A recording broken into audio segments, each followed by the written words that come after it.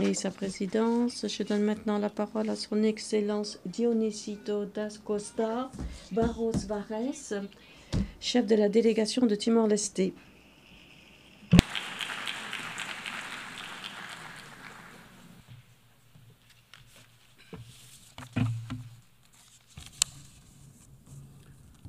Excelência Annalena Baerbock, Presidente da Assembleia Geral das Nações Unidas. Excellence Annalena Baerbock, présidente de l'Assemblée générale de l'ONU, au nom du gouvernement et du peuple du Timor-Leste, je vous adresse mes chaleureuses félicitations suite à votre élection méritée en tant que présidente de la 80e session de l'Assemblée générale de l'ONU. Il s'agit d'un jalon important pour corriger le déséquilibre de genre historique parmi les dirigeants de cette organisation. Nous remercions également votre prédécesseur, Philemon Yang, de la manière dont il a conduit nos travaux lors de la session précédente. Nous rendons également hommage au secrétaire général de l'ONU, M. Antonio Guterres, de son rôle de chef de file avisé en cette période troublée et avant tout de ses efforts de défense de la paix. Excellence, c'est un grand honneur que de prendre la parole devant l'Assemblée au nom du Timor-Leste. Nos relations avec l'ONU sont historiques et très importantes pour notre pays qui a rejoint la famille onusienne en 2002 suite à une longue lutte pour l'autodétermination. Le 80e anniversaire de l'organisation est l'occasion de mener une réflexion sur la puissance transformatrice du multilatéralisme.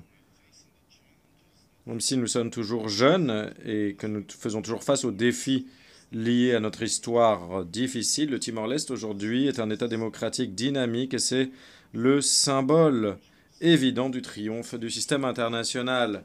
Grâce à l'ONU, nous avons rétabli notre droit à l'indépendance et nous avons jeté les bases du renforcement des institutions de l'État. Aujourd'hui, cette famille, ce concert de nations continue de nous appuyer dans notre processus souverain de développement et de croissance. C'est également aux côtés de l'ONU que nous continuerons sur la scène internationale d'emprunter la voie de la paix, de la liberté, de l'égalité entre les peuples et du droit à l'autodétermination dans chaque région du monde sans exception. Alors que le monde semble se diriger de manière intentionnelle vers l'autodestruction avec les conflits internationaux, les guerres civiles, les crises humanitaires, la catastrophe climatique et les inégalités croissantes qui en découlent, le Timor-Leste réaffirme sa conviction ferme selon laquelle le système multilatéral n'est pas un choix, mais un impératif. L'ONU a été créée il y a 80 ans face au danger de l'isolationnisme et de l'interventionnisme unilatéral sur la base des principes du dialogue et de la quête de solutions collectives en tant qu'instrument de paix, de sécurité et de défense des droits humains. L'esprit de paix et d'unité qui ont présidé la création de cette enceinte doit être renouvelé, renforcé face aux milliers de victimes de la violence d'aujourd'hui. Nous devons toutes et tous respecter le droit international. Comme les petits pays comme le mien, c'est la seule garantie de justice, de souveraineté et d'indépendance nationale.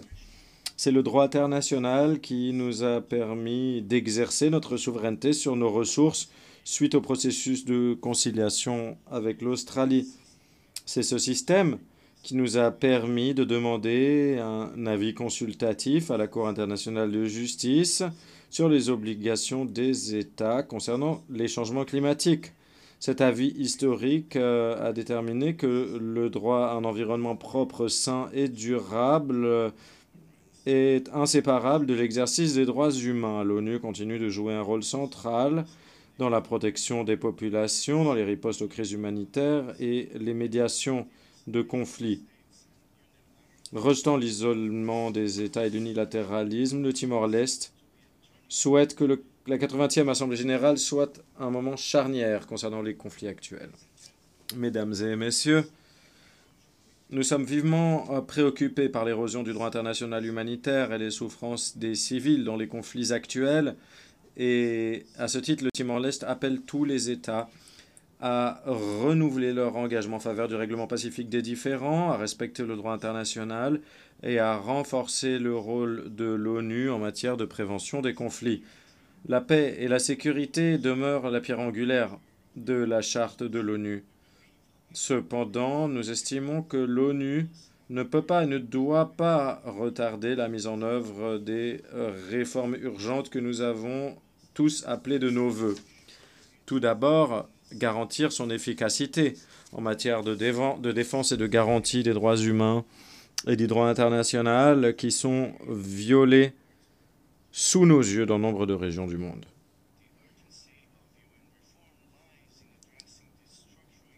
Il est urgent de procéder à une réforme de l'ONU pour faire face aux entraves structurelles qui l'empêchent d'honorer sa mission la plus fondamentale, sauver des vies. Pour renforcer l'architecture mondiale pour la paix, le Timor-Leste propose que l'Assemblée générale ait davantage de prérogatives et d'autorité sur les questions de sécurité pour éviter qu'un seul État membre ne puisse paralyser l'ensemble du système de sécurité collective de l'ONU. Nous relevons également l'importance de la réforme du Conseil de sécurité pour qu'il soit plus fidèle à la vitalité, à la réalité du XXIe siècle et que les États plus petits et en développement aient davantage voix au chapitre. Nous restons fermement convaincus que l'augmentation du nombre de membres permanents et non permanents est nécessaire pour être fidèle aux réalités géopolitiques contemporaines. Nos pays ont le droit et le devoir d'aspirer à ce que le Conseil de sécurité rende davantage de comptes, soit plus représentatif, transparent, pertinent et, avant tout, efficace. Excellence, Madame la Présidente, notre attachement à la paix se voit dans notre lien avec le monde, par le biais d'une coordination politique et diplomatique, d'une coopération multilatérale avec la communauté des pays lusophones. Le Timor-Leste rejoint les efforts collectifs visant à promouvoir l'harmonie, la solidarité et l'inclusion, contribuant à relever les défis mondiaux et régionaux. En tant que même membre du G7+, le Timor-Leste a apporté sa propre expérience de la stabilité dans les situations d'après-conflit pour peser sur les programmes mondiaux de paix et de développement durable, inspirés par l'action coordonnée, la diplomatie du partage et des échanges. Le but étant de transformer les fragilités en résilience. Lors de la 6e réunion du G7+, au niveau des ministres, qui s'est tenue en avril 2025 à Dili, au Timor-Leste, le Timor-Leste et les pays touchés par les conflits ont renouvelé leur attachement à la résilience, à la consolidation de la paix et au développement durable. Excellences, Mesdames et Messieurs, la réalisation des 17 ODD et du programme à l'horizon 2030 doit être une priorité pour tout le monde. Cependant, nous sommes préoccupés par le fait que nombre des cibles en faveur desquelles nous nous sommes engagés soient loin d'être atteintes. Le Timor-Leste a accédé officiellement à l'OMC en 2024 et après des efforts engagés pour remplir les critères d'éligibilité, le 26 octobre, nous deviendrons un membre de plein droit de l'ASEAN. Un autre jalon essentiel dans l'édification de notre pays, c'est un moment très important pour notre développement économique national, notre intégration régionale et la reconnaissance internationale. Et nous en sommes très fiers. Le Timor-Leste a mis en adéquation les ODD avec son plan de développement stratégique 2011-2030 et enregistré des progrès notables par le biais de politiques publiques ciblées et efficaces. Avec le gouvernement actuel, nous avons également lancé la transition énergétique vers la production d'énergie renouvelable et la création de politiques consolidées sur l'économie bleue. Nous avons ratifié l'accord sur la biodiversité dans les zones ne relevant pas de la juridiction nationale, BBNJ, en septembre 2024. Et nous avons adopté en juin de cette année un cadre stratégique national pour notre politique et notre plan d'action sur l'économie bleue 2025-2030, focalisé sur le développement durable des ressources marines, l'amélioration des moyens de subsistance des communautés côtières et la protection des écosystèmes. Cependant, la réalisation des ODD ne dépend pas uniquement de la volonté individuelle de chaque pays. Cela passe par des engagements mondiaux concertés axés sur la coopération, par des valeurs d'humanité partagées, la lutte contre les inégalités, la coexistence pacifique et la protection de notre seule maison, la planète Terre. Nous ne devons pas oublier les inégalités considérables qui persistent de par le monde. Pour les pays développés, la réalisation des ODD peut être un simple choix politique, le fait d'affecter des ressources dans leur budget. Mais pour nombre d'autres pays, la réalisation des ODD dépend de l'aide au développement, de la solidarité, de la coopération internationale pour ce qui est des ressources financières et des transferts de connaissances. Le Timor-Leste, dans le cadre du G7+, qui est le groupe des pays les moins avancés et des petits États insulaires en développement, est particulièrement vulnérable vis-à-vis des nombreux facteurs qui menacent la réalisation des ODD. Il est nécessaire de reconnaître cette situation particulière des petits États insulaires en développement. C'est un principe fondateur de développement depuis 1992 qui figure dans l'engagement de Séville et le programme pour les PEID d'Antigua et Barbuda. Les vulnérabilités uniques des PEID, avec leur petite taille, leur isolement géographique, leurs ressources limitées, appellent des approches de développement différenciées et adaptées. Il est notamment urgent de traduire les engagements en moyens de mise en œuvre prévisibles et renforcés. Il y a un autre aspect pertinent dans ce contexte, c'est l'utilisation de l'indice de vulnérabilité multidimensionnel. Il faut faire en sorte que les PEID aient voix au chapitre tous azimuts. Il n'est plus possible d'organiser des débats et de prendre des décisions sur les questions qui nous touchent au premier plan, sans notre participation. L'architecture financière internationale doit être réformée pour que l'indice de vulnérabilité multidimensionnelle soit pris en compte dans les politiques d'appui au développement, dans l'accès au financement des conditions favorables et l'assistance technique. Les changements climatiques minent déjà la sécurité alimentaire qui est fragile et frappe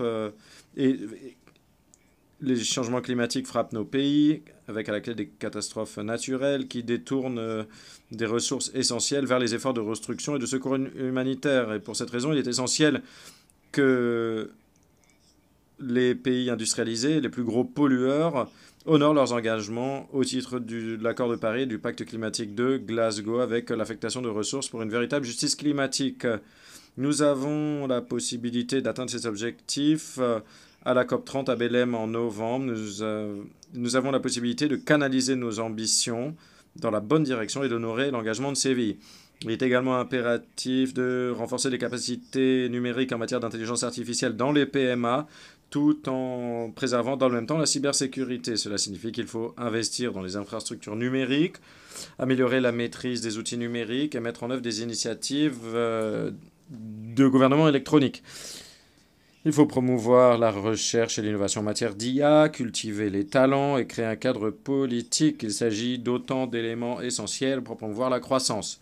Pour autant, la coopération internationale demeure essentielle pour mettre en place des mesures de réglementation complètes régissant l'utilisation et le développement de l'IA. Madame la Présidente, Excellences, en mai dernier, le Timor-Leste a accueilli la conférence régionale du Comité spécial des Nations Unies sur la décolonisation. Cette réunion a eu une importance significative pour le comité et pour toutes celles et ceux qui sont épris d'autodétermination, de démocratie et de dignité humaine. La tenue de cette conférence pour la première fois sur notre territoire a permis aux participants de voir que nous étions un exemple de réussite et de renouveler et de renforcer nos espoirs collectifs concernant la liberté et la solidarité. Cela a permis également de réaffirmer le rôle essentiel de l'ONU en défense des peuples.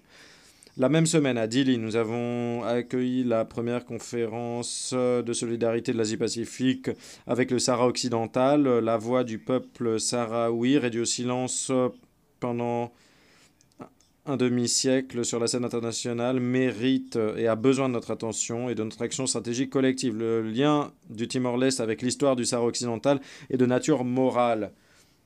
Comme le disait notre Premier ministre, Kairala Xasana Guzmao, les souffrances du peuple sahraoui ont été une leçon pour le Timor-Leste lorsque nous avons décidé d'organiser notre propre consultation populaire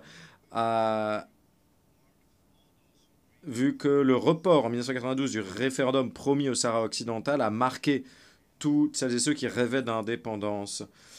Et les souffrances du peuple du Timor-Leste ont cessé avant celles de nos frères et sœurs du Sahara occidental. Et ici, dans toutes les enceintes de dialogue, nous défendrons toujours le droit à l'autodétermination du Sahara occidental en appelant un règlement collectif du conflit. Sur la base de sa propre expérience de l'occupation et de souffrances prolongées, le Timor-Leste continue de préconiser le dialogue, la médiation et les échanges multilatéraux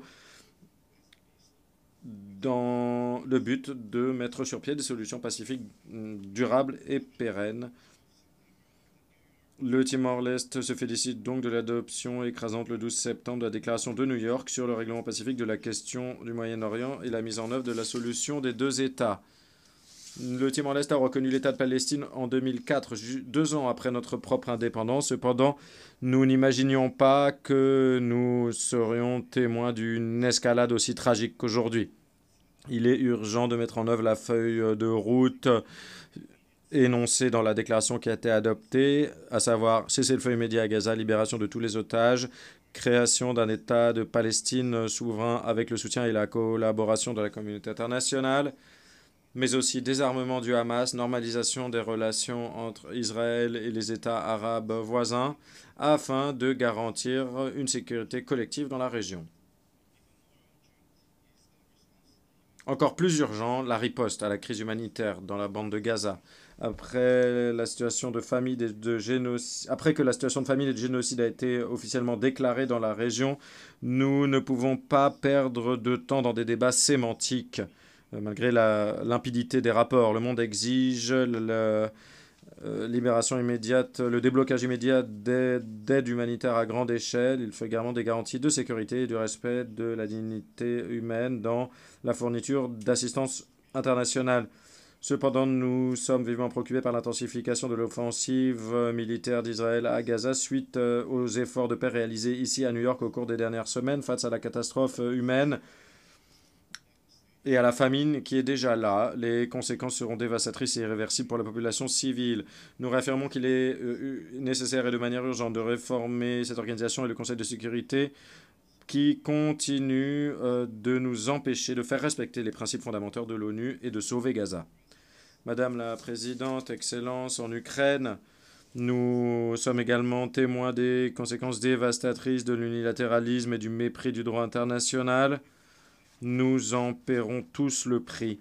Le Timor-Leste est vivement préoccupé par les graves violations des droits humains et les répercussions humanitaires et environnementales de la guerre d'agression menée par la Russie contre l'Ukraine, avec notamment des attaques actuellement contre les infrastructures critiques qui ont eu des conséquences dévastatrices sur la population civile, notamment des femmes et des enfants.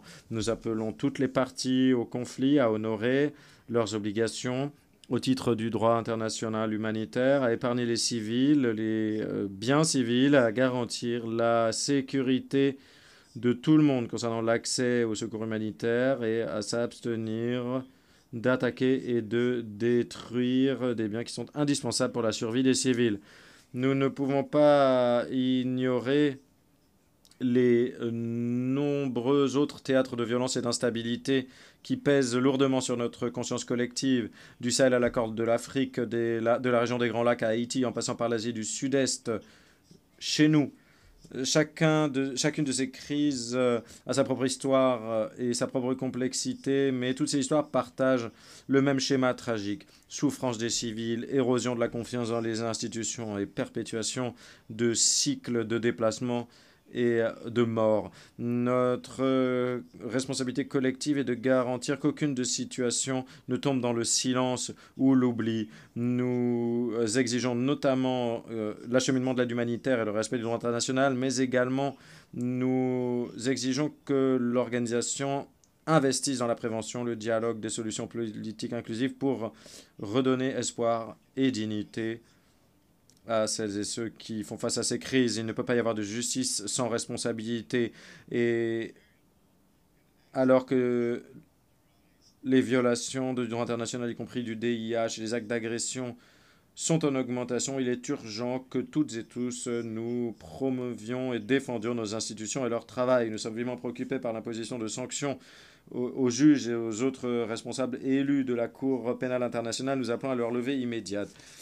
Mesdames et messieurs, Madame la Présidente, le Timor-Leste appuie fermement la levée de l'embargo économique, commercial et financier imposé à la République de Cuba, qui pour nous est une violation des droits humains et nuit au peuple cubain et limite leur accès aux biens essentiels. Cuba est l'un des partenaires les plus importants du Timor-Leste dans le domaine de la santé.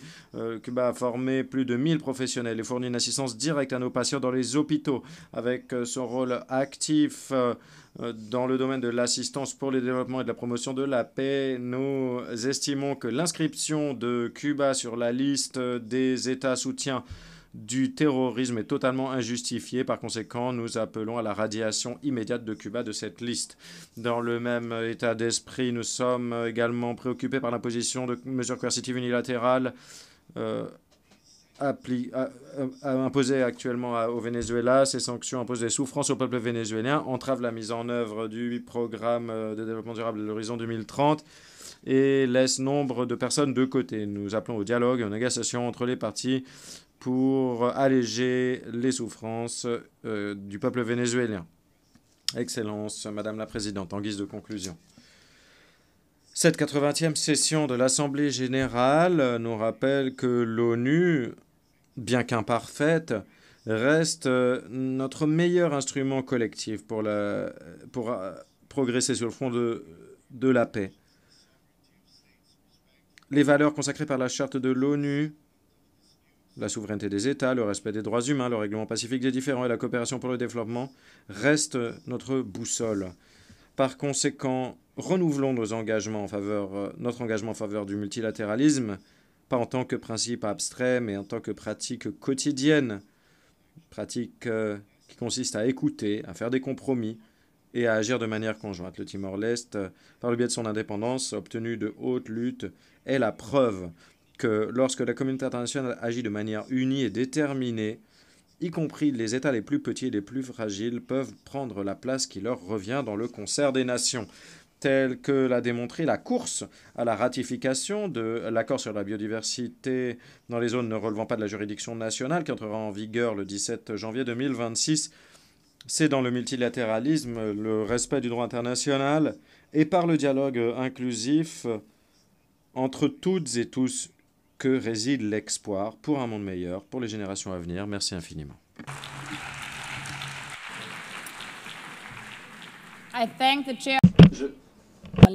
Je remercie le chef de délégation du Timor-Leste. Nous venons